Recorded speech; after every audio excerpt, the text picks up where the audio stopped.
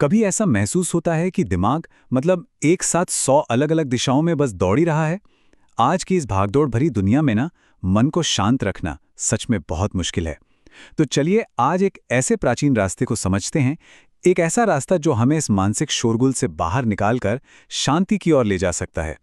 ये अनुभव तो हम सभी का है ना? मतलब एक पल किसी जरूरी काम पर ध्यान लगाने की कोशिश की और अगले ही पल मन पता नहीं कहाँ, कल क्या हुआ था या आने वाले हफ्ते में क्या होगा, बस उसी पर कूद जाता है। इसी को कहते हैं बंदर मन। एक ऐसा मन जो कभी एक जगह टिकता ही नहीं और सच कहें तो चैन से रहने ही नहीं देता। तो सवाल ये है कि इस कूदते फांदते मन को आखिर शांत करें तो करें कैसे? जवाब है ध्यान योग। और हाँ, ये सिर्फ आंखें बंद करके बैठने की कोई कला नहीं है। नहीं, ये एक पूरा का पूरा विज्ञान है। एक ऐसा सिस्टमैटिक रास्ता जो हमें बाहरी दुनिया के भटकाव से खींचकर हमारे अंदर की शांति और एकता से वापस जोड़ता है। तो चलिए इस यात्रा को जरा और गहराई से समझते हैं। देखिए, ध्यान योग कोई काम या कोई टास्क नहीं है। ये तो एक खोज है, एक ऐसी यात्रा जो बाहर की दुनिया के शोर से शुरू होती है और हमारे अंदर की गहरी, बहुत गहरी शांति तक जाती है। असल में ये खुद को पहचानने का एक सफर है। वाह, ये जो कहा गया है ना, ये ध्यान की शक्ति को कितनी खूबसूरती से बताता है कि ये कोई बस चुपचाप बैठने वाला काम नहीं है, बल्कि एक तेज तलवार की तरह है। एक ऐसी तलवार जो हमारे अहंकार की उन गांठों को काट देती हैं जो हमें उलझाए रखती हैं। ये खुद को जानने का एक बहुत ही सीधा और शक्तिशाली रास्ता है। अब देखिए, हर बड़ी यात्रा की तरह इसकी भी तैयारी बहुत जरूरी है ना? एक मजबूत नींव होगी तभी तो इमारत खड़ी होगी।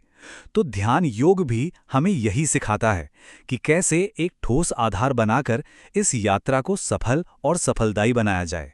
तो ये है वो ठोस नींव। इसको एक सीढ़ी की तरह समझिए जिसका हर एक स्टेप बहुत जरूरी है। पहला, सही आचरण, मतलब यम और नियम, जिससे जीवन में अनुशासन आता है। फिर स्थिर आसन, जिससे शरीर को साधा जाता है। इसके बाद श्वास नियमन यानी प्राणायाम, जो मन को शांत करता है। और फिर इंद्रियों का प्रत्याहार, मतलब बाहरी दुनिया से ध्यान हटाकर अंदर की ओर ले जाना। हर एक कदम हमें गहरी एकाग्रता के लिए तैयार करता है। देखिए, सिर्फ अंदर की तैयारी ही नहीं, बाहरी माहौल भी बहुत मायने रखता है।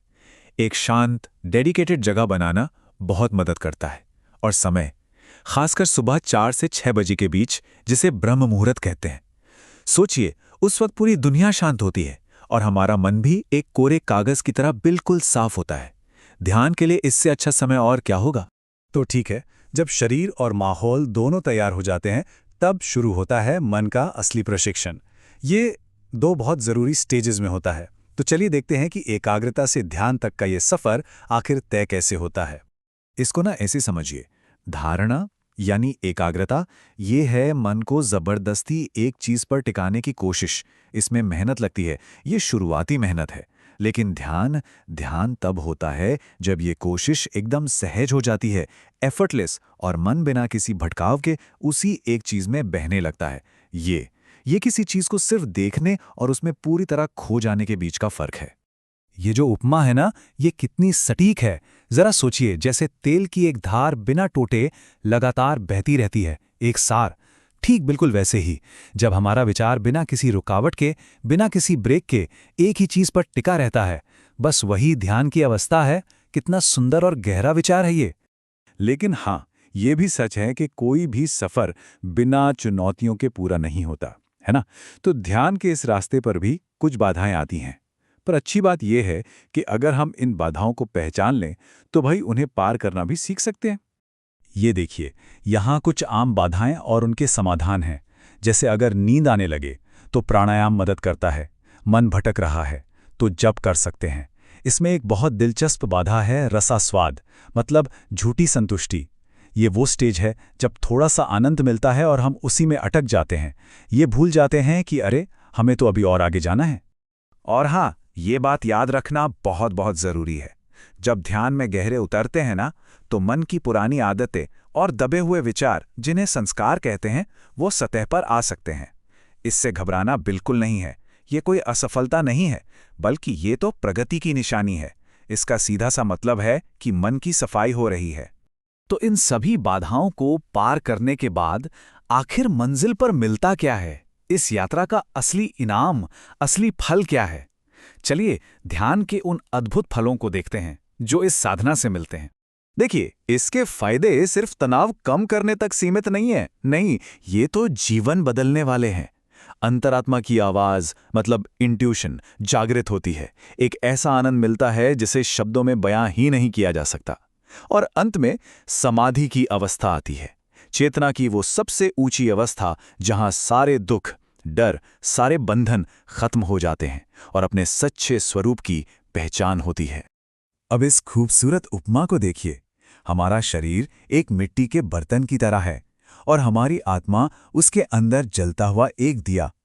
जब हम लगातार ध्यान करते हैं तो उस बर्तन यानी शरीर से हमारा मोह टूट जाता है और फिर वो आंतरिक प्रकाश हमें हर जगह दिखाई देने लगता है। मतलब हम अपनी सीमाओं से परे अनंत हो जाते हैं।